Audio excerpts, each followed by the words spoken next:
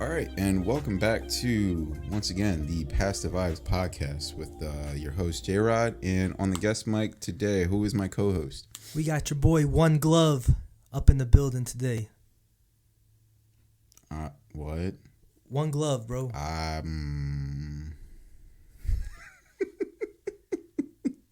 Name is self-explanatory. You sure? Yeah, I walk around with one glove. Yeah. Okay. I mean, you've seen it, bro. Look. I know, I've seen it, but So to explain to the listeners out there, there's just a lot of different ways that name can go.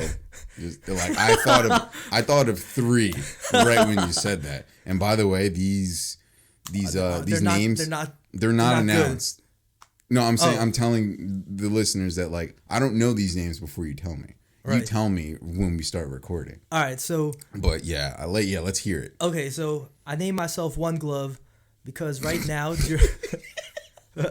during this whole lockdown quarantine that we've been in, everyone's been advised to wear face masks and wear gloves.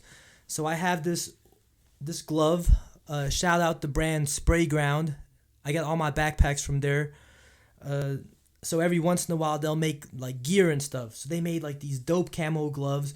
Everyone thinks they're Supreme. They kind of look like Supreme, but they're dope camo gloves I had bought a couple years ago. But now that we've been advised to wear gloves and whatnot, I rock these. However, I have no idea where the other glove is, so I only wear the right glove. I rock this. Yeah, so I rock the one glove. Actually, this name had origins before this happened. This actually goes back to Rutgers days, bro. I didn't know about this one glove during school. 2014. Yeah. Shout out my homie Zany, because that's a throwback name right there. Yeah. Oh my goodness. But me and Zane used to have Intro to Earth together. It was a 1 week Wednesday night. It was a dope class, by the way. Intro to Earth. Intro to Earth. Everyone needed it for at Rutgers, we needed... I guess because you were history. I was history. Yeah, okay. But everyone needed 2 science classes or science-type classes for your gen ed. Yeah, I fucked myself. So I had Facts of Life. You had Facts of Life as well. We didn't have it at the same time. I remember your Facts of Life class was insane, bro. Me and Lamar used to hop in there from time to time, and I remember you guys. This is so wild. I don't remember it, bro. Me and Lamar would pop in there a couple of times. I think I remember you guys doing that, but I don't remember why it was so popping. Yo, it was a jungle up in there. 'Cause I remember there was one day. I don't think we were there for this one, but you told me about it. Yeah. That the dean of the school actually went in your class and told you guys to all just calm down and be quiet and be respectful to your teacher. I remember this now because we were in the auditorium, bro. I've been in some crazy classes before, but that Facts of Life class that you had was insane. They did not give a shit, dude. Bro, it was after the free period, and it was 2 times a week, every Tuesday and Thursday, Something I think. random, but I do remember it now. We were in the auditorium. I would always sit towards the top. And then, you guys popped in a couple times. Cause I think I told you how crazy it was. Bro, I remember one time we popped in and we were about to kick it or whatever, and ended up being the day of your exam. So you guys got exams. They're handing these papers, and me and Lamar look at each other like, "Yo, bro, just pass it back. We got to bounce." And I think you guys might have had a teacher's aide or something that was walking around. I can't remember, but I just remember we're like, "Yo, bro, we need to get out of here ASAP. Otherwise, we about to be." I think that was a class that we needed that calculator to the clicker, the clicker to pop in answers for on the and people would type in some wild shit too, bro.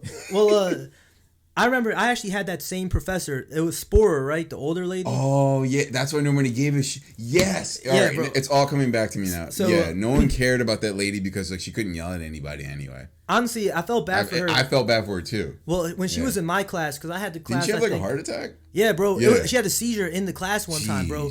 I think this was 2 years before you had it. I had her. Yeah. And I remember she was upstairs, down there lecturing. And then I remember her just saying "Oh, I don't feel good." And then, bro, her head just slammed against that podium that she had. She fell down. I was half asleep in that that day. I was tired, man. Didn't care?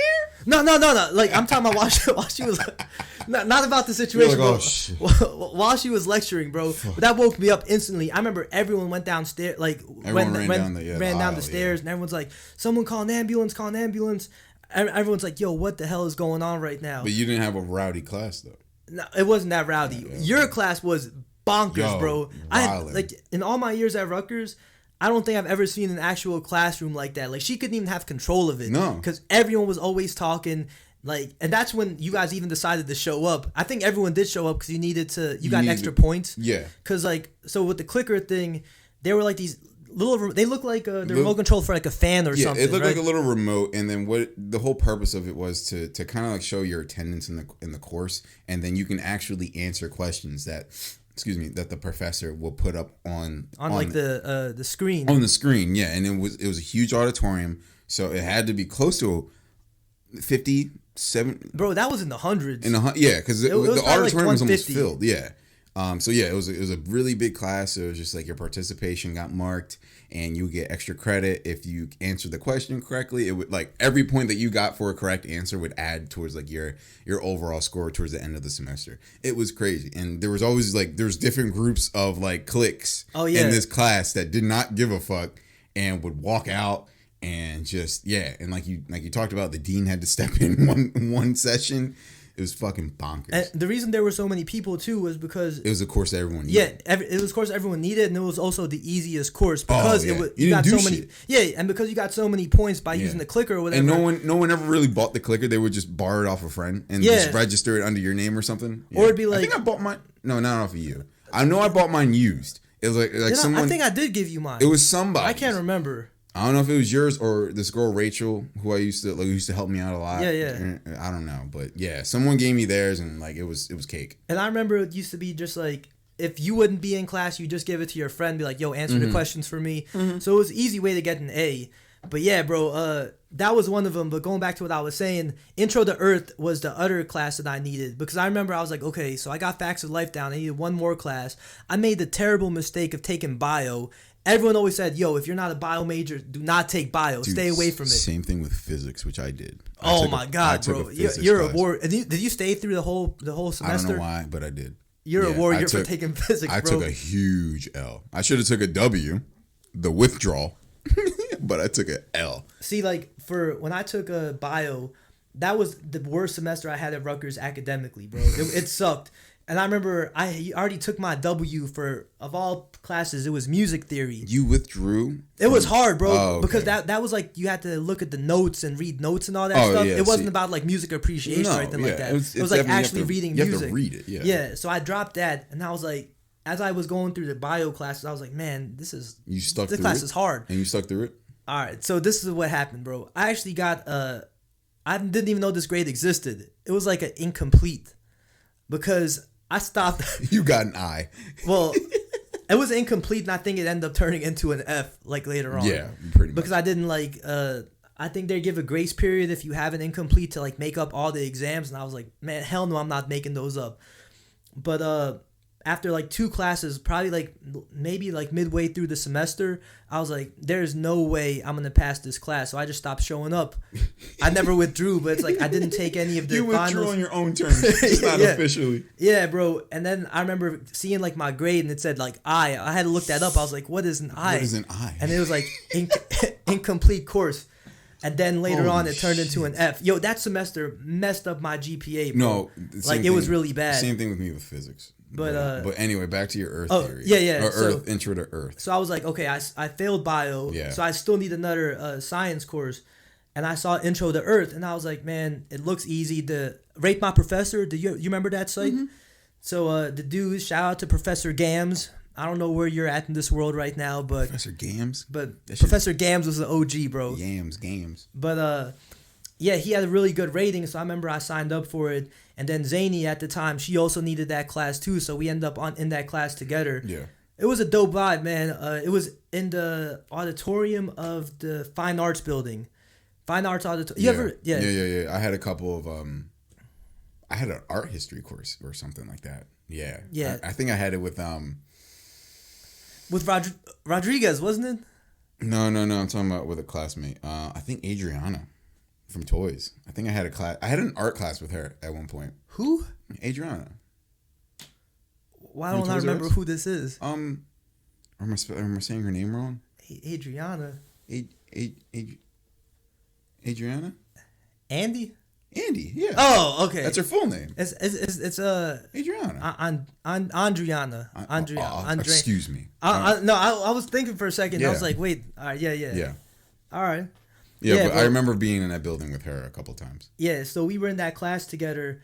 It was a dope vibe, but going back to the origins of the One Glove name, this was during like the spring semester, so it was wintertime transitioning into spring. So I remember I'd always have like these just like the gloves, like the touch screen black gloves, right?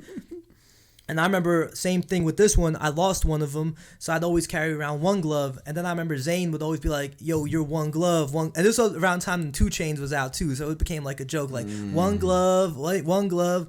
I remember one time we had to do this thing where we had to partner up in the class, and Gams asked us a bunch of questions. We had to write our answers down, and then he would put the answers, like different like students' answers, up on the board. Yeah.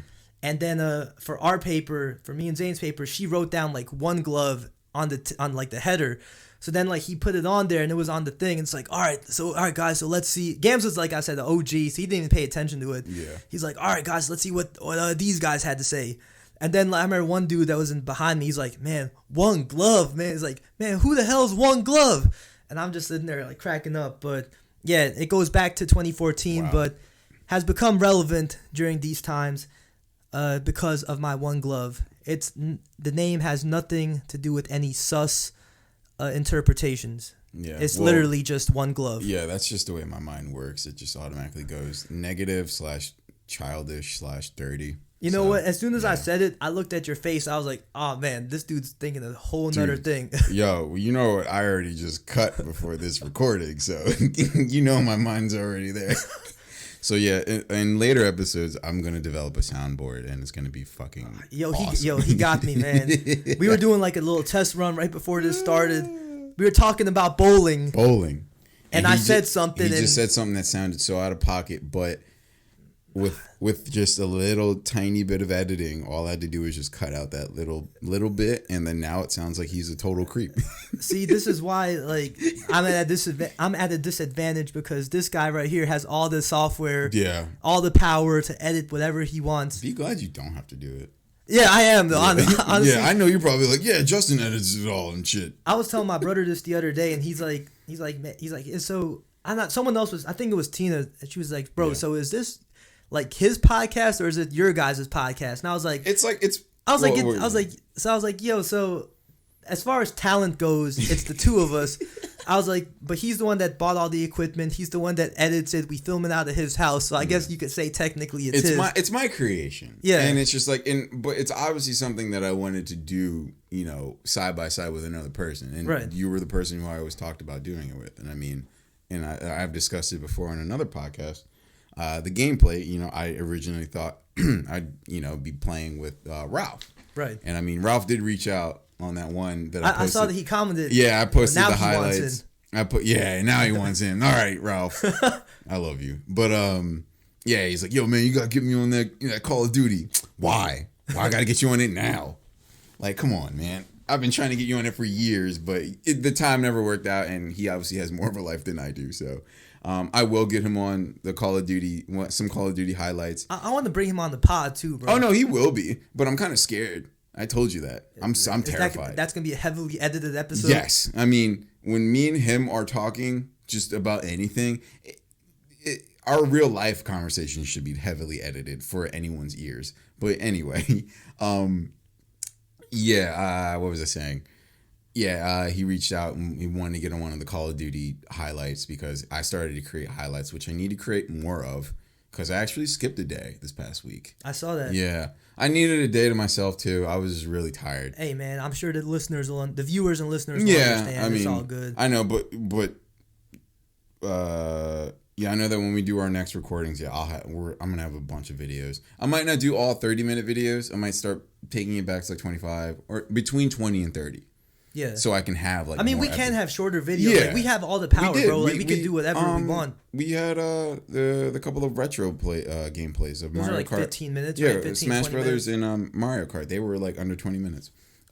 So yeah, that's fine. I just want to make sure that it's above like at least 10 minutes or more. Yeah. But I do want to do like regularly 20 to 30 minute episodes.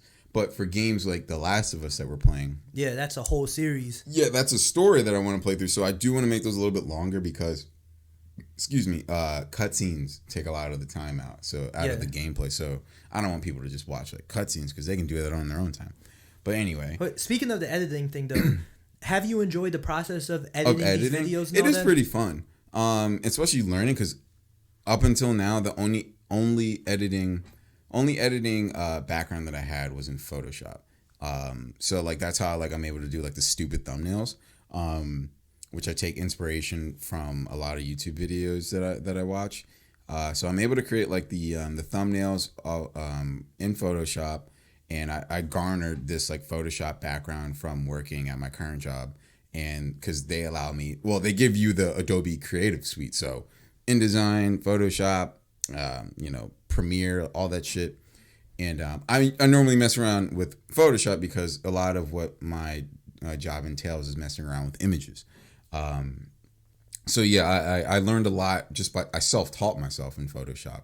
And then now when it comes to like a little bit more, I guess you could say complex editing jobs for like for photos and stuff that I do plan on doing for some thumbnails in the future. I'll look up like a 5-minute video, learn how to do it, and then like start doing it on my own, and then I'll learn how to do it.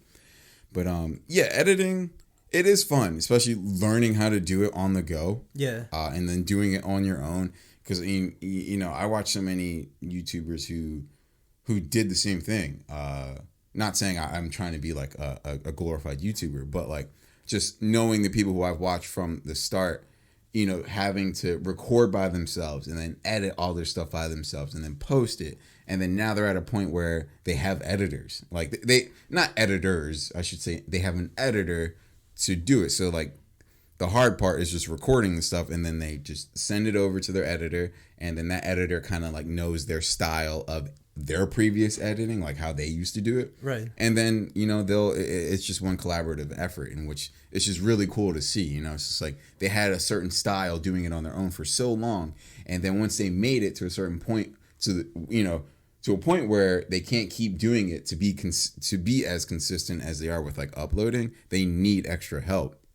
And I know that I'm nowhere near that point, but it's just cool to see myself not as like a YouTuber, but as a person who just creates content and being at that stage where the humble beginning stage. Well, yeah, where it's just like cool. It's like I'm creating it, and then I'm also manipulating it to what I want it to be output as. So yeah, it's really cool. It's very self-fulfilling, especially during times like these where I need to keep my mind off of just going insane and going stir crazy.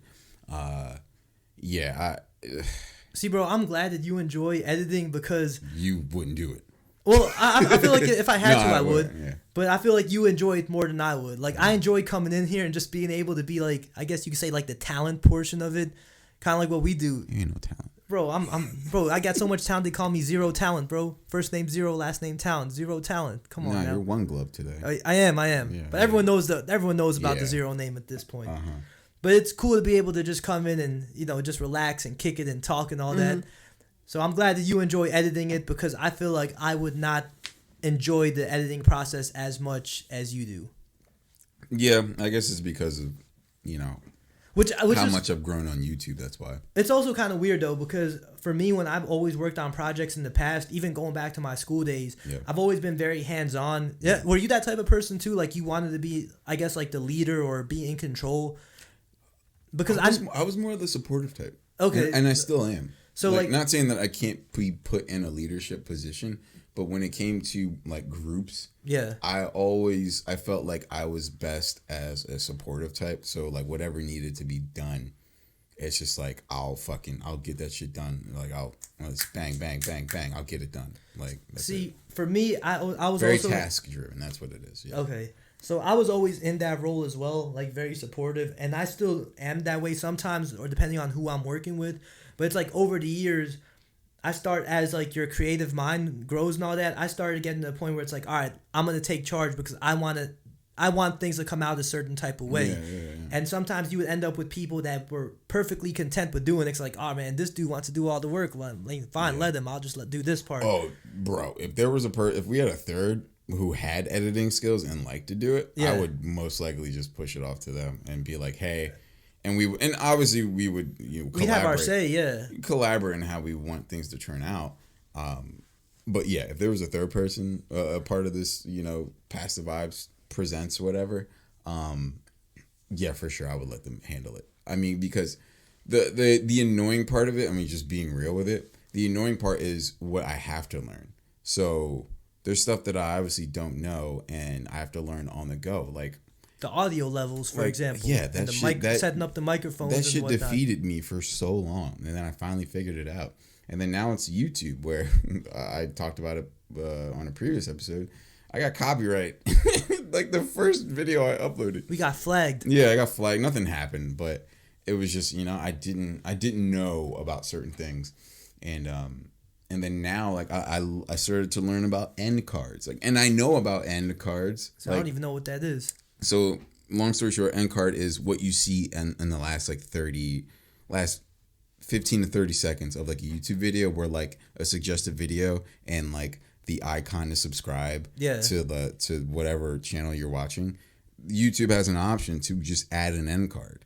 And I'm just like, oh, I should be doing that for all of my videos. And then now it's just an extra step. So it adds like another 5 minutes to it.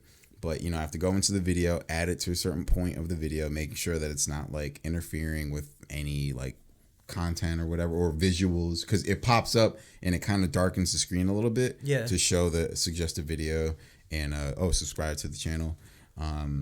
We could also film like an outro at some point. You know how some people have like, hey guys, if you like this content, then check out some of our other stuff. No, I don't want to be whack. Those people are whack. Hey guys, man, subscribe to this channel, man. I'm just saying, hit that like button, man. Hit that bell, man, to get the notification. No, I'm not doing that.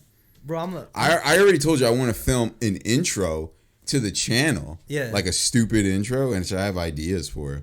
Like the little intro that plays during the YouTube video, that's fine for me, where it has the little retro video. Yeah, it has a little retro video game sound. That's all I want. And that's also inspired by another YouTuber. But yeah, overall, yeah, editing is fun, especially to have that type of, I'm not going to say skill set because I'm still learning, but having that type of ability to learn. I love doing. I shouldn't say love. I do like doing it. I do like learning, because I always, my one boss told me, he always tells me to keep, and my dad told me this too. He's always want to keep learning. Always be up to learn new things. Don't ever think I think I'm good now. There's always something that you can learn, no matter what it is. I mean, once you stop learning, you stop growing. Exactly. And you don't ever want to stop growing or getting better. Growing. All right. But there's one thing I wanted to say though. That little Rutgers conversation, that was a nice little trip down memory lane. When you were saying that you had some guys that would run out of class, so I actually have a story, and I kind of want to ask you about this once I'm done the story too. Yeah. So my freshman year, I want to say, I was taking intro to sociology. I took intro to psych and intro to sociology as gen eds, because everyone always said those are the two easy classes. So I had those in Pen 401, the big lecture hall, on the top floor of the library. That's the main lecture hall, because there were 4 of them. It was each building had one. So Facts of Life was in the science building lecture hall. Fine Arts had a lecture hall. You're right. And then Armitage had a lecture hall, which was smaller. Yeah. And then the big one was Pen 401. That's one where some people would take the elevator upstairs, and it was just the giant floor on top of the library. It was, yeah. You mean It was not the library. It wasn't the library. You mean the main I'm talking about meeting area, right? It's Pen 401. That's what it would always say. That was the main. If you had intro to psych or intro to sociology, you had to have been in there. I think I remember. Yeah. But I was in the intro to sociology in there, I think my first spring semester, and something happened that midway through the semester, our original teacher ended up having to take a leave or whatever. So we ended up getting a sub in a way. Yeah. So I remember the last day of actual class before the finals, for some reason, it's like classes like those where attendance doesn't really count, or if there's no way to monitor your attendance, they'll either say like, yo, you'll ask your boy like, yo, initial it for me, or whatever. If it doesn't count, you don't show up all the time. But the day before the class before the final, everyone always shows up just in case they say anything important or give some type of like handouts. Or like, So on this day, intro to sociology was always like. It was always empty, bro. That's how it always was with these lecture halls. Unless there was an exam or unless it was like an important class or extra credit, it was like maybe 50% of the kids would show up. Yeah. So on this day, everyone shows up. It's packed. And I remember I rarely skipped this class. Like I went pretty often. There were a few classes I would skip a lot, but I actually would go to this one.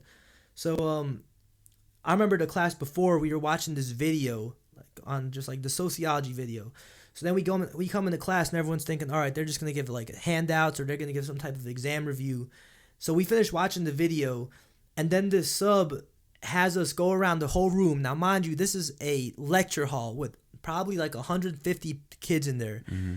And she goes around, it's like, all right, I want everyone to say a number between 1 through 4. So it'll be like 1, 2, 3, 4, 1, 2, 3, 4. So we do that for like 3 minutes. Every single kid is saying some type of number.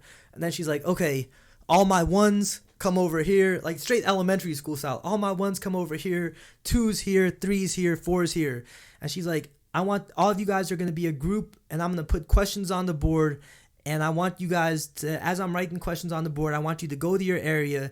And you're all going to write your names. And you're going to, she didn't say names. She just said, write your group number. And you're all going to work together to answer these questions. And everyone just looking around like, yo, this is a college course. Like, she's really doing this. So lady turns around and starts writing questions on the board. Bro, I'm sitting there. I'm like, I see people start moving. Of course, you always have, like, the super dedicated students that sit up front. They're all starting to look around like, all right, where the ones at? Where the twos at? Bro, I'm sitting there, like, in shock. I'm like, yo, we're really doing this. So I stand up out of my seat. I look to the back of the room where the back exit door is. Yeah. I probably see 50 dudes run out the door, bro, because they all start booking it towards the exit, and I start cracking up. It was the funniest thing I've seen because it was almost cartoony. It's just one after the other, like they're all like giggling, running, laughing down. It was all dudes too, like none of the girls left. Yeah, it was always all the guys, and they were just like you just see groups and groups. So I remember I'm like cracking up, but then I see like it's like everyone at this point is either making the decision to either run out the door or find their group, and like this lady's just like I don't know if she just didn't want to turn around. I don't know if she was just unaware, because it probably would have hurt her or something, like to turn around and just see everyone running out her classroom.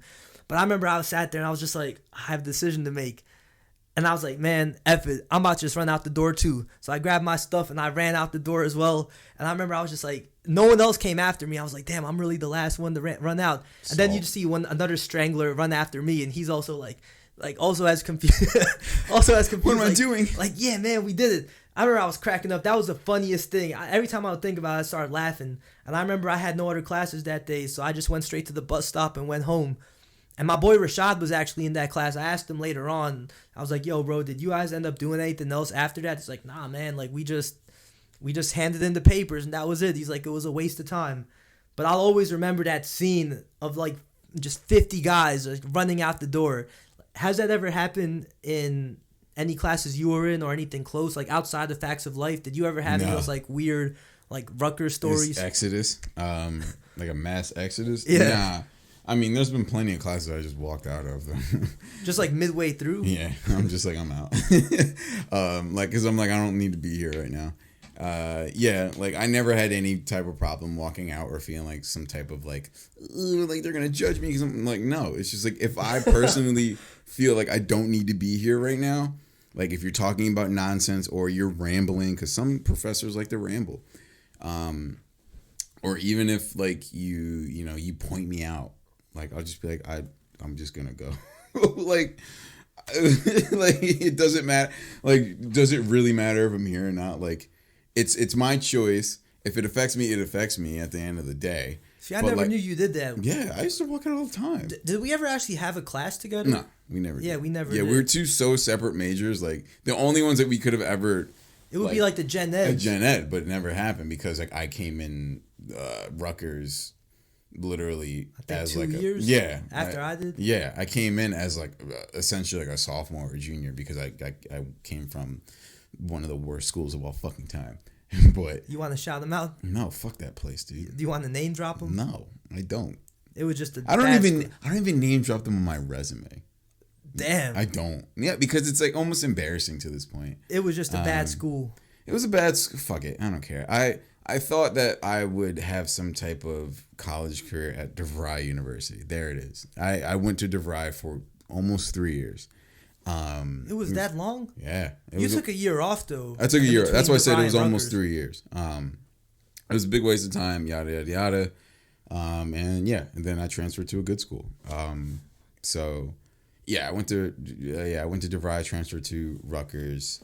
But yeah, I feel like, we would have ran into each other if we had like gen ed courses, but we didn't. Like I was already well into like marketing classes at that point, or about to be going into those. Weren't you computer science? Computer science, yeah. But then I switched my major to marketing after my first year because I was like, fuck this. I don't even like it. Like I love computers. I love technology. Do not get me wrong. I'm a huge nerd at heart, but I am not a programmer.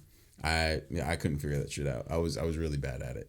But I am good at figuring out how people think and figuring out how consumers think.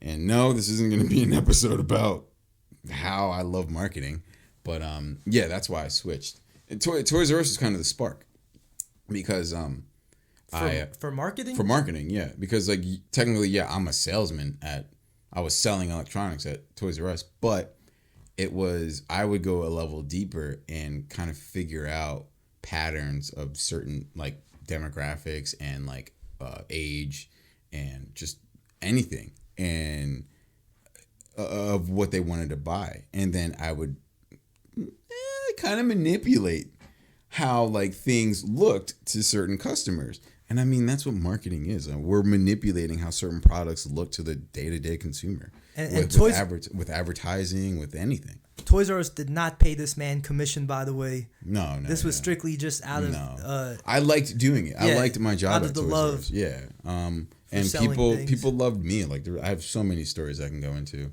Like, I'm pretty sure you had this too. Like, you had returning customers.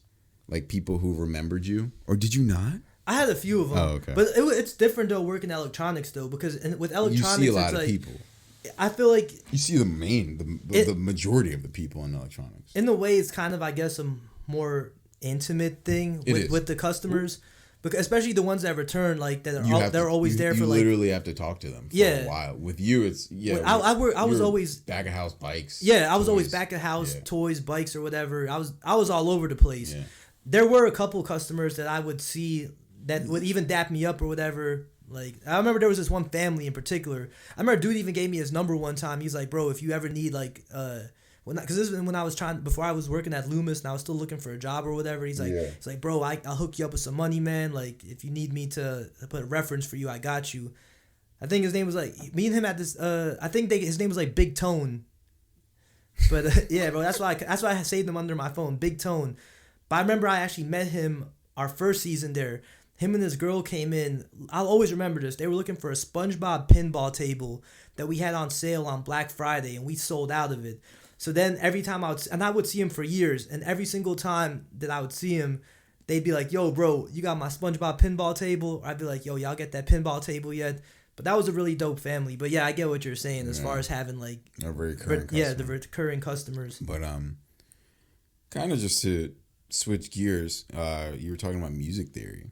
And I mean, I kind of have a lot of theories about music. So does you. So do you. We have somewhat similar. Actually, we have different tastes in music. We have one similar taste in music, which is pretty much hip hop. Hip hop, R&B. Yeah, but when it comes to everything else that I listen to, you're like, what? But there was and this is, just jumping off of the whole music theory thing. There is a Twitter page that I follow. Twitter handle, I believe it's called Hip Hop by the Numbers. And they present a lot of cool statistics within rap, R&B, whatever, whether it be like Billboard charts, the amount of like rhymes certain artists have in their albums or songs is crazy statistics. It's insane. But one thing that sparked my interest about a week ago, and it was, what was, oh my God, I think I favored, I think I Damn, hope you had I, the dramatic pause and everything before you revealed it. I think I favored it. Hopefully I still have it saved. Shit, because I was on Twitter recently and I started liking some stuff. Never mind. I remember it. It was a tweet by Hip Hop by the Numbers, and they were going through, like, they did a poll on who is like the top lyricist, and obviously there's gonna be a lot of kids on Twitter who just know names and not actually talent. Yeah. And so they did a poll. I didn't see the poll, but I just saw the results. And like the number one result was for the top lyricist of this decade or something like that was Kendrick Lamar, which is very, he can definitely be put in the top 3 discussion, in my opinion. He could be put top 3, top 5 as like a top lyricist of this decade. I put him top 2. So that's what I'm saying. So anyway, he had like, I think the number was like 43% of the votes. And I'm like, what? I'm like, who else did they have? You go down the list, they had some honorable people, honorable mentions, as they say. So they had, they had J. Cole, they had Wale, they had I think they had Drake, which, yeah, this is where I'm gonna go later, but they had Drake. But then they had a questionable one. They had Lil Baby as a lyricist, which I'm like. And you told me when we off air. Yeah, he was above. Over, he was ranked above Joey Badass. And that's an outrage. That is a complete outrage. That just sparked this whole thing that I just went down this like rabbit hole in my mind about like, what do people really define as a lyricist? Because I know that I have my own definition. Let me, you know what? Just for shits and giggles, I'm gonna look up the official poll results. Definition of a lyricist. Definition of a lyricist. No, that doesn't count. Yeah, this is stupid. Yeah, this is dumb. A lyricist, a person who writes the words to a popular song or musical. Fuck out of here, Google. Anyway. This is a perspective. Yeah, it's a perspective, but it's a way of performing / song, like lyric writing the way that I see it. So the way that I see a lyricist, well, first let me break it down. The way that I kind of group hip hop or rap as a whole, I was telling you, I kind of put it into three different categories. This is how I categorize hip hop artists, rap artists today. Just straight like overall rappers. They can kind of touch upon anything. They can kind of almost do anything. Like they can make a hit song. They can make an introspective song. They can make a storytelling song. Storytelling. They can kind of just do it all, but like their main thing is that they just have bars. Like they can just do that. I think so. You said like they're like the rapper, like the rapper, but I feel like I'm gonna change that later on. But anyway, I changed the last group, and then there's the lyricist. The lyricist, it's how I describe it. You play a song, and a lyricist who I'm gonna say later, like Lupe Fiasco. There's this one song he has called Mural from Tetsuya and Youth. I remember and that. I had to listen back to that song maybe 6 or 7 times when I first heard it. I'm like, what? He says so many different combinations of metaphors, analogies, punchlines, and in references. You're just like, oh my God, like what and the whole point of that song, he was like literally painting a picture through his words. And it was called Mural. And it was amazing. It was one of the best Lupe songs I've heard in a really long time at that time. So it's a lyricist to me is a person who spits lyrics to a point where it's just like, damn, it's very introspective. It makes you intelligent. Makes you think. And ultimately, it makes you go back. It makes you go back and re-listen to it to be like, what? Like, what did you just say? Not like a typical punchline, like, oh man, that was clever. Like, yeah, there's like that's what I embody. Like that's what I push over into like the rapper side. Like you have a lot of clever shit. You're talking like triple entendre. Yeah, crazy. That you shit. need that like you'll listen to like 10 times, and then all of a sudden you'll be like, oh, yeah, so that's like, what he was talking about. What? Like, I was like, oh, I thought he was talking about that, but then he's also talking about that. Like it mind fucks you. Yeah, like clever rap, that's cool. Like, and I don't diss anything. And I'm not talking down on, like a clever punch. Like, fuck, I love a clever punchline. I know that I'm not any type of a rapper, but I love that shit. Like a clever rhyme that I can think of right off the top is Big Sean's Bounce Back. I came back like 2-3 to before 5. Bro, when I think of clever rappers, like I think the first 5 lines that come to my head are all Big Sean rhymes. Well, because you're a huge Sean guy. Yeah. But like that's one of like the most clever like lines I've heard in a long time. Or like with Drake in Tuscany Leather, and where he says, "A B, I got your CD, but you get an E for effort," and I'm like, what did you just say? And then like that and just disclaimer, those are like 2 prominent like hardcore rappers to me. Or like when Sean on the Lemonade freestyle, when he's like ballin' till I get a Miller check, Darko. Oh yeah, Darko. Like, my bank account got me feeling Wells. Fargo. Yeah, well that was when he was like heavy punchline. No, heavy hashtag rapping. Or even in Dark Side Paradise when he says like, I guess when the stars align, I'll do like the solar system and plan it out. Yeah. Like those are bars, bro. Yeah, Super witty. So Lyricist, they make you think, introspective, very intelligent, very well written out. Like just they put a lot of thought into it, obviously. Right. Then the third, and I'm not putting them at like the lowest level. There's just a third. Different type. Yeah. I was calling them like party rappers or pop rappers, but they're. See, that's what I would call them. I would call them like just the turn-up rappers. Yeah, like they're party rappers. No, that I thought of it. I just remembered. The gimmicks. They're the gimmick rappers. They all have a gimmick. So like, it's true though. You can't tell me it's not, and it's not dissing them because like I love a lot of these gimmick rappers. Like I like Blueface. I like the Migos. I kind of like Lil Pump. I kind of like Smoke Perp. Who else is out there that's fucking crazy? Lil Yachty isn't that bad to me. Like Shrem. Future. Like, but they all fall into that. They have a gimmick to them. Like the Baby, he has a gimmick to him. Like, Meg. Like, who? Meg the Stallion. Yeah. She kind of just got bars. I'm not even gonna front. But she sounds. But the real hot bro. I love Meg. She sounds like a female version of the Baby. Though. That's what everyone says. The real hot girl gimmick. Yeah, it is kind of a gimmick. But at the same time, she can rap though.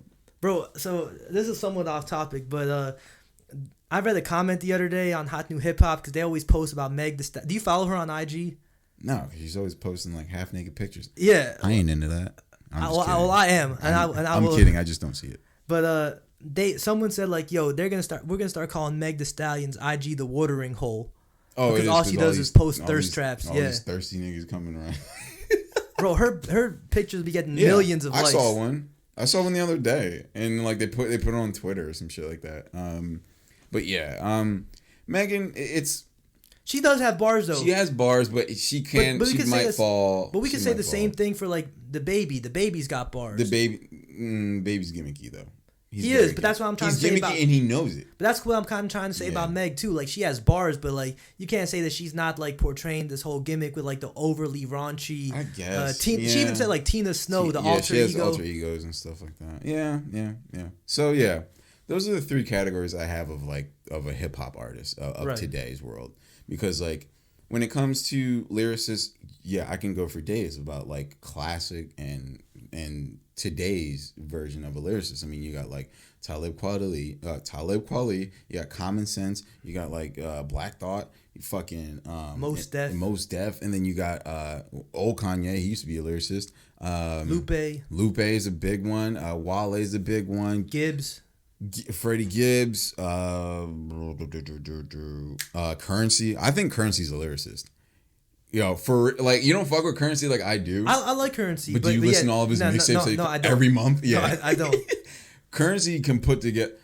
And it's not gimmicky either. Like this, you know what? He's a rapper. You know, I'm gonna put him in that rapper cat because he can just fucking rap.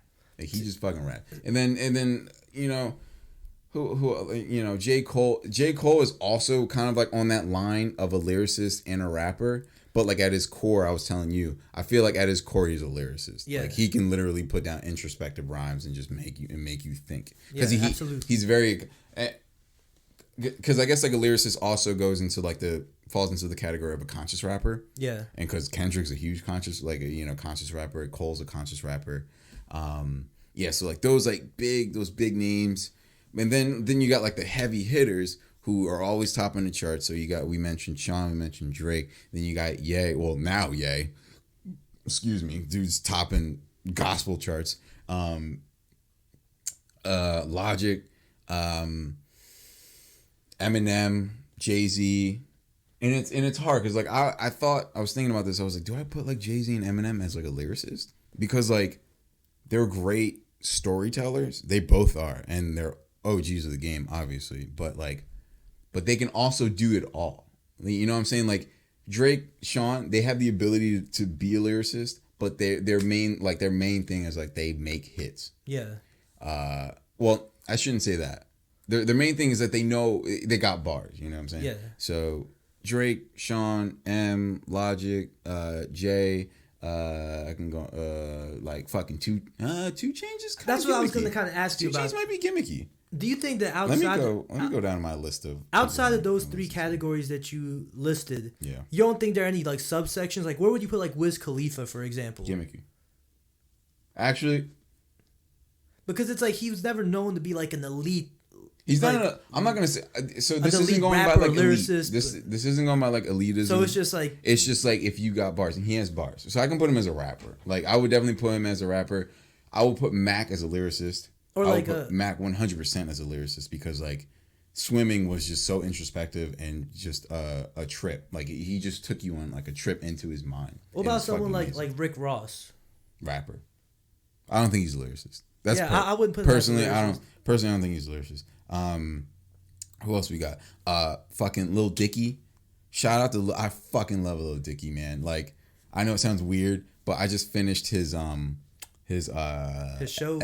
I finally finished it, bro. Like how it ended, I had to rewatch it twice because he just, you know how he murdered Sway last year? Huh? You know how he murdered Sway in the morning? No, he didn't murder Sway.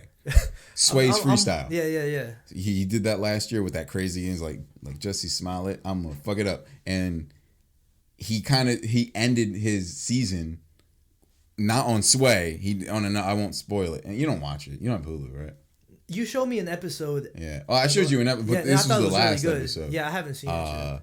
Yeah, so I'm not gonna spoil it. He ends it on like a insane freestyle. He ends and then the guy, this guy's asking him, so what should they call you? And then like he looks at the camera, and then he's about to say his name Dave, but then like the end credits come up and it just says Dave, and I'm like, ooh, that shit gave me chills. Like he didn't say Dave, it just Dave popped up on the screen, and that's how the season ended. So like and it just surpassed Atlanta, Childish Gambino. Well, shouldn't say that. Danny Glover. Jesus Christ. Donald Glover's show. It just surpassed it as like the highest viewed comedy show on FX.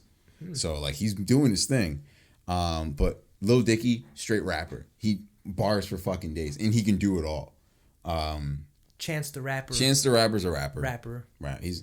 I felt like he could have been a lyricist. He can when he wants to. He can, yeah, and that's the thing. Like he can be, and I'm just like, but he's at his core, like he's very diverse. He can do a lot, and I guess that's the main thing about like the quote unquote like rapper. They're very diverse, and with lyricists, they can. I shouldn't say that they can't be diverse, but like when it comes to the majority of their lyrics, it's very introspective. Oh, Royce the 5'9" is a huge lyricist. Sahai the Prince. I don't know how I'm missing these people. They're just coming up in my head right now. Fucking Rhapsody. Fuck, dude. How did I mess her up, dude? Rhapsody's one of my favorites right now. Who? Crit's a big one. Fuck. I know more are gonna pop up, but I mean, just chime in whenever you think.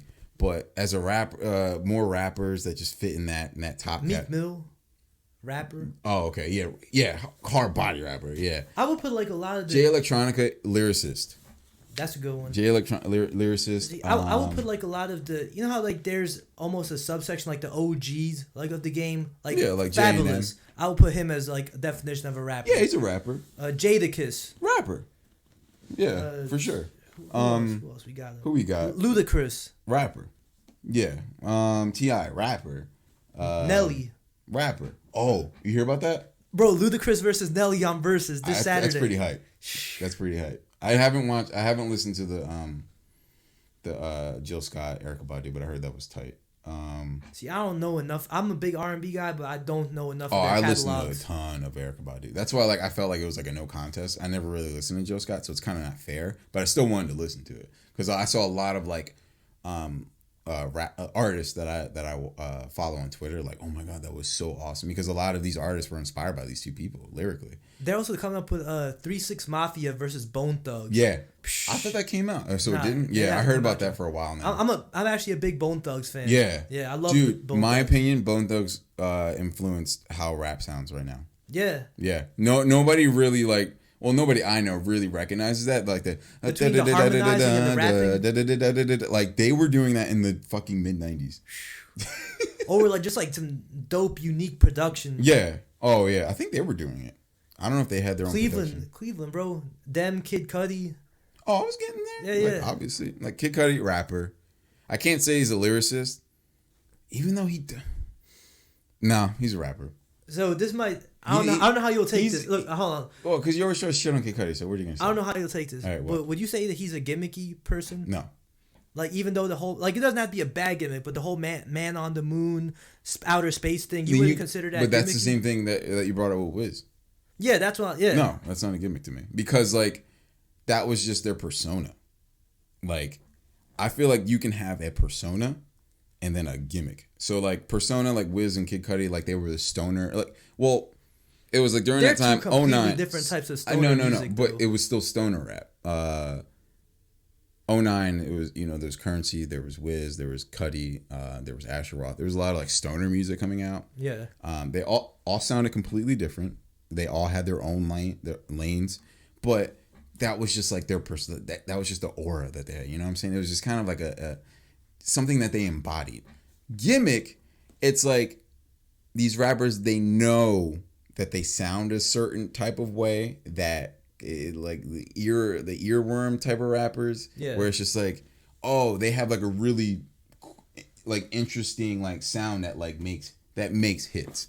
So it's like the Migos, they had the Migo flow, the Lil Yachty, the mumble rapping, Playboi Carti, the mumble rapping, Lil Pump, the mumble rapping, Future, the mumble rapping. Do you think that artists like in that category, the gimmick rapper category, do you think that they can outgrow that and become something else? No. Like with 21 Savage, his last album was a lot more. You wouldn't say that he outgrew that? He is growing it. I will admit to that. And I like 21 Savage because of his last album. I liked him before, but I'm just saying, like, the last album that he put out. I didn't like Bank Account. I hated that song, Bank Account. X, the one song X he had, I like that one a lot. Don't even know it. His verse on Cardi B's song, when he's like, I put hot sauce on my chicken. Oh, but that was going into his I am is greater than I was. Yeah, but like when I think of guys outgrowing it, that's one guy who I think about. I do believe, like, so it is possible, but do I think it's normal? No.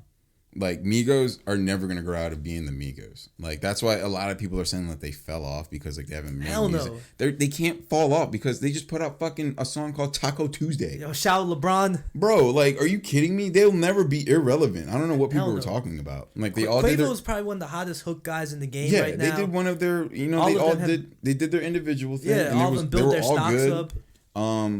But no, there will never be a shot in hell that they would become irrelevant unless they just stop making music. Yeah. And that didn't happen. Like, they were all on something over the course of the past couple of years. Here's one for you. Yeah. Cardi B, where would you put her at? Rapper. You wouldn't say gimmicky? I would say rapper because her intro made me think otherwise. She was a gimmick. She's got bars, bro. She was a gimmicky when she first came out. Like, oh, I'm the thought that came off of fucking, Love and Hip Hop or whatever she came off of. So it's like, oh, I'm using that as like my podium, which is fine. Like, do what you need to do, make that money. But when that intro that was like reminiscent of like a Meek Mill intro, I'm like, oh shit. I'm like, okay, and then that made me listen to the rest of her album, which had bars, and I became a fan. Like, I put Nicki as gimmicky? a gimmicky. What? Yes, because the Nicki Minaj fans about to come after I don't you. give a fuck. Are you kidding me? I put her as a rapper in 2010 with the "Beam Me Up, Scotty" mixtape. Yeah. Probably still one of my favorite mixtapes that I've ever heard, like in the past decade. See, I don't listen to Nicki like that, but I do know that when she feels like spitting, bro, she could spit. But why you gotta feel like it? You know what I'm saying? So what she chooses to do is gimmicky. She does the boom ba dum bum, like she does pop shit. And then now she's quote unquote retiring, but then coming back and then retiring. Like, go away. Go away. You're not a Nicki fan. I'm not a Nicki fan. Just go away. Like, there's already like 10 other female rappers that are better than you. I mean, there's another Nicki Minaj that's better than you. That's Doja Cat, in my opinion. Doja Cat is a better version of Nicki Minaj, in my opinion. She's got the #1 song right now too, right? I don't know, but I know shout out she's to got a Zamp. song with Nicki Minaj. I don't know. Shout out to Zamp, but yeah, he put me on the Doja Cat. I'm not a huge fan of Doja Cat, but like she does have like. She sounds good. I like the way she sounds. She looks good too. You can tell who's the hornier one on this podcast. Bro, I'm just giving the ladies their flowers. No, she is sexy. I'm not gonna front. But yeah, Nicki gimmick. She fell into the gimmick like after like her like the like all that shit. Like I was just like, you're making club songs now. Like kind of like the Pitbull effect. I was about to say that Pitbull Flow Rider. Flow Rider was always gimmicky. Dude, from Apple Bottom, that was a gimmick song right from the fucking go. That was a club song. Yeah. He was a club rapper. He just kind of slightly edged over into EDM. That was it. But like he was always into making club music. Pitbull, dude, he was on like DJ Khaled. We talked about it in one of the episodes. Just he was super raw. Yeah, we might have. But yeah, Pitbull was tough. Had cornrows and shit too. Fucking tough, bro. Toma. Mr. 305. I miss Mr. 305, not Mr. Worldwide. Would you pop if he came back as Mr. 305? Yes. Like if because if I heard the beat and then he said Mr. 305, I'm like, yo, bro, okay. I would love that. Like if he were to just even it doesn't even gotta be a whole project. Even if it was just a song, he's just like a feature. And he's just like, yo, Mr. 305 in the building, and then he starts like spitting. No, he has to recognize it. He has to say Mr. 305 is back. He can't act like he just didn't. Mr. Mr. 305, and he has to say he's back, and then, but yeah. So I mean, this whole thing, as we like wrap it up a little bit, the whole hip hop by the numbers, and then the numbers that I saw attached to like what percentage these people thought like was it who was a lyricist. Oh yeah, like Joey Badass, he is one. I did mention Mac and people like that, but like to see someone like Lil Baby, I was like, oh, you got shit confused. He's a rapper. See, for me, I am outraged because I'm a Joey fan. Yeah, but like looking at it from a broader perspective, like you said, if there are kids voting on this, maybe in their eyes, Lil Baby is a lyricist to them. You know what I'm saying? Yeah, so it's like we're older and we've experienced more in a wider spectrum of hip hop artists. Like the originator, like I would say the textbook lyricist is Common. True, but maybe these kids, these teenagers, they don't know. Yeah, this is what they're being exposed to right now is like the Gunners, the Lil Babies, the Babies. So it's like all this class of artists. So maybe amongst them, they're thinking like, all right, well, I feel like Lil Baby's got some bars. So in my perspective, he's a spitter. Yeah. So we can't really like be mad at. Yeah, we can't be mad at him. But I'm just like, and I already said it from the start. I mean, this is what I view. Yeah. As like, you know, these three tiers, not tiers, these three categories. But it's just like, yeah, and the good thing about like hip hop or rap music just today. I love how we're slowly rising out of the mumble rap era. Like we're slowly getting out. Well, it's kind of, and you can see it with the people like you just know, like name like the Baby. He's not a mumble rapper. You can hear his words. Yeah. You can understand him. Gunna, you can understand him. Lil Baby, you can understand him. Even like the premier face of mumble rap, Young Thug. Is understandable. But you still got the fucking weirdos like Playboy Cardi, who's literally getting worse. Yo, tell him about the Dark Lane demo tape shit. Fuck, dude. I saw you had a little rant about this when it came out. No, it's not even. It's just weird because like I liked, and yeah, this is past tense. I liked his. I still like his old stuff. His debut album, Die Lit. I actually like that project, but everyone was like so hyped about his feature with Drake, or Drake's feature with. No wait, how did I word that? His feature with Drake. Whatever, Drake's feature with Playboi Carti off of Drake's new album that came out a couple weeks ago, Dark Lane Demo Tapes. Excuse me. I remember seeing all these tweets, all these memes, like, it's like, when Dark Lane Demo Tapes drops, I'm skipping to track 10, I think it was. Because like, oh my God, Playboi Carti's releasing music because he lied, I think, 2 different times or just fucked with his fans or something like that he was going to drop an album, I think back in October when Jesus is King was released. And then he just didn't release anything. Then he got into like a little bit of like legal trouble recently, and then released a track called At Me, like the at sign and then MEH, so At Me. I didn't even really think that was that great. So what's really weird about it is that I feel like he's sounding like he's literally just like, I'm gonna keep sounding more and more like shit. Like using autotune to the point where I'm auto-tuning my life out of myself. Cause like I felt that even on some of the old Playboi Carti features and even some of his songs on his debut album, he wasn't really understandable, but you still kind of got the gist of what he was saying. Yeah. Like there's one song where he kept saying, "I'm gonna fuck that bitch" or something like that. I'm like, okay, I got what you're saying now. But on that Dark Lane Demo Tape track, which I forget the name. Actually, I got my phone in my hand right now. I'm just gonna look it up. It's right here. What's it called? It's right here. Oh, yeah, it was track 10. Look at that.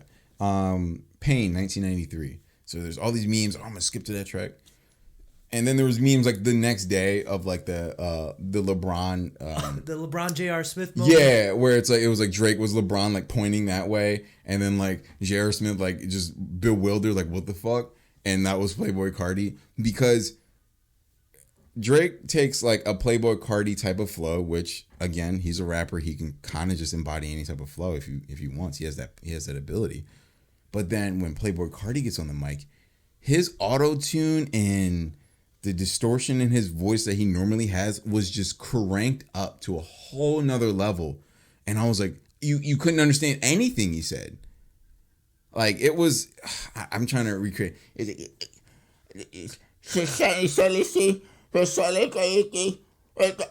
Nothing. I understood. So now I skip that song whenever I because I like that whole project. The whole project's pretty dope.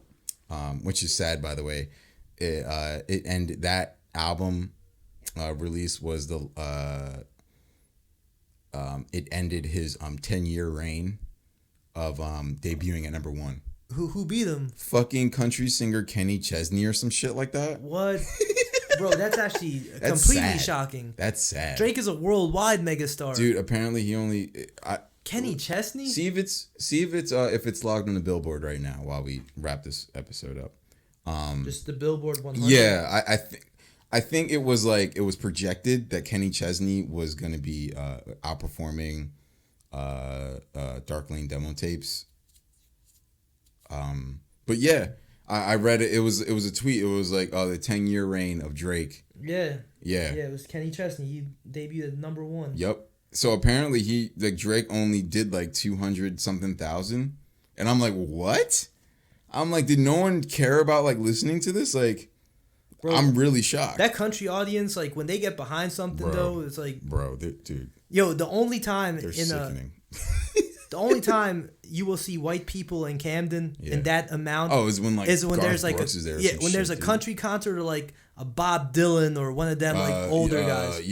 What's that? The I don't know. Bruce Springsteen or Dave Matthews DMB. Bro, it's like an annual fucking thing. Wild out, dude. Bro, it's called like the whatever the country radio station around here is. XTU XTU or something. I don't know. Whenever they have that, whenever Dave Matthews, Bruce Springsteen, or Bob Dylan comes through, you just see, and then you get scared. I get scared because Camden is a predominantly black area. I mean, even Spanish and black, but like in the down at the waterfront, that's like the nice area that's where they hold all the concerts and whatnot. Yeah. But you just see car after car after car, parking lots packed. And I'm just like, yo, I know there's those never Confederate this many flags and shit too, dude. Yeah, it's wild. There are never this many white people, and it's not even white people, but like that group. Just that group, bro. And I mean, nothing against country fans, but the music, in my opinion, sucks dick. I'm not a fan. I was never able to get into it. Nope, never will. When you talk about bullshit for 5 minutes straight. But anyway. But yeah, that was my, not my rant, but my thoughts on the whole, what's a lyricist, in today's world? Or from our perspective, it was like 90s kids, you know what I mean? Because we got to experience some of the best lyricists, whoever did it. You know what I'm saying? Like, if we, going back to just as a quick thing, like, going back to some of the big 90s artists, like Biggie, I feel like he was a lyricist. For sure. Yeah, but I feel like Tupac is more of a rapper. Actually, I don't know. It's bro. hard. It's really hard. If anything, you know what? It might be the other way around. Really? At least that's how I always saw it. Because Tupac always had like more introspective songs like Dear Mama, Brenda's Got a Baby, songs like that. They're like just fully deeper lyrics. Yeah. Biggie was everyone always regarded him as having one of the greatest flows of all time. And he was a great storyteller. But nothing he ever said really was like, wow, this is just like extremely introspective. Bro, if you look at Tupac's biggest hits and Biggie's biggest hits, like maybe. Yeah, you look at Big Papa, it's just a whole anthem about just like stunting, really. And again, that's just how you see it. But Biggie, Pac, Nas, and like Nas, lyricist, still going hard to this day. Bone Thugs, like we just mentioned. Bone Thugs, they were lyricists. No rappers, they were rappers. But anyway, Wu-Tang Clan, fucking rappers, bro. But then there were some of them in the Wu-Tang Clan that were lyricists. You know what I'm saying? Like Method Man, I feel like he's like borderline rapper lyricist. He's crazy. Method Man was clearly like the most marketable of all of them. At all. Super mainstream. Yeah. Him and Redman. Oh yeah, Method and Red. Great duo. Yeah, but yeah, when it comes to music, obviously everyone has their own perspectives. But hopefully everyone agrees with me that country music sucks ass.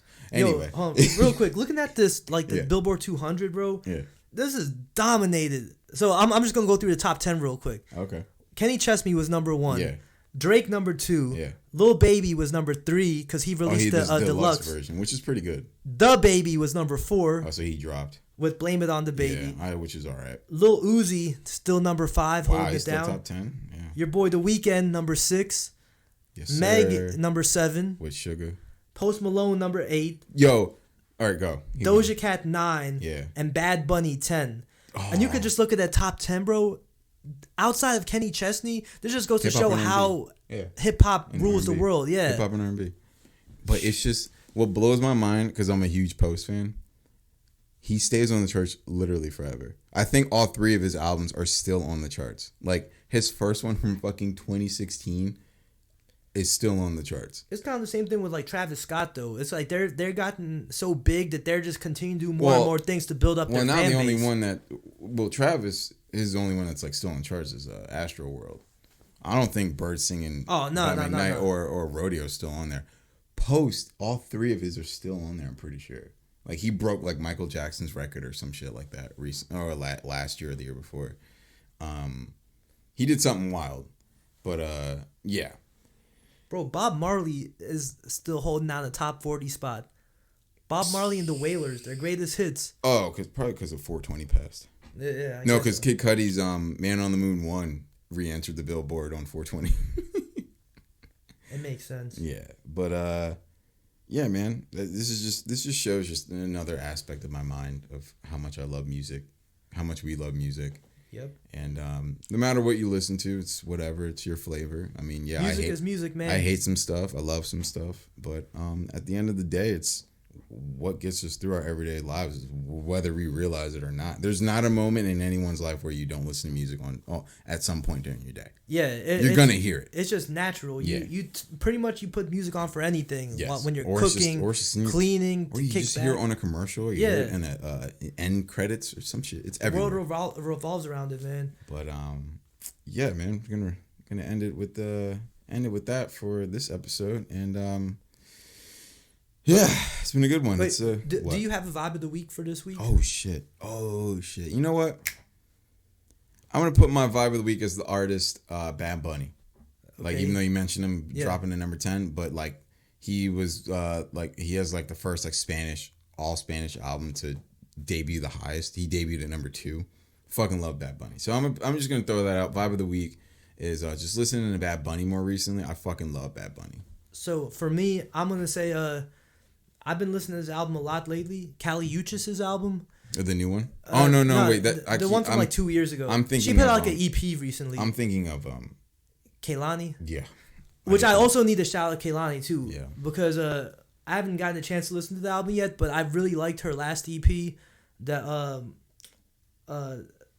what was that thing called? I don't know. While We Wait. Yeah. The While We Wait EP. I was a big fan of that. And I saw that her album actually has a chance to debut in that number 1. I would be hype if she does because I think Kehlani is a dope artist. Yeah, that was a good album. It was really good. But Kali Uchis's album, you shouted him out earlier. I got to shout him out again. Zamp. John. He put you on Kali Uchis? Yeah, he put me on Kali Uchis. Really? Yeah. Yeah, I discovered her through Tyler, Creator. The first song I heard about her, or I heard her on, was the Daniel Caesar song "Get You." I don't listen to him. It was a big R&B joint, and then going over to the house chilling with Zamp, he started playing some of her songs. I was like, man, it's kind of tough. I ended up listening to her album. I'm like, yo, there's some songs I skip on there, but overall, I like her vibe. I like her sound. So, Kali Uchis, especially her Isolation album, and then she has a song called "Tyrant" with Georgia Smith that I really like, and then "After the Storm." Her, Tyler, the Creator, Bootsy Collins, super dope vibe. I love the beat to that. Sounds funky. It's a good joint, so yeah, check that out. All right, and with that, this has been your boy J-Rod. And this has been One Glove, and we out. Jesus. Deuces. Peace out. Stay safe.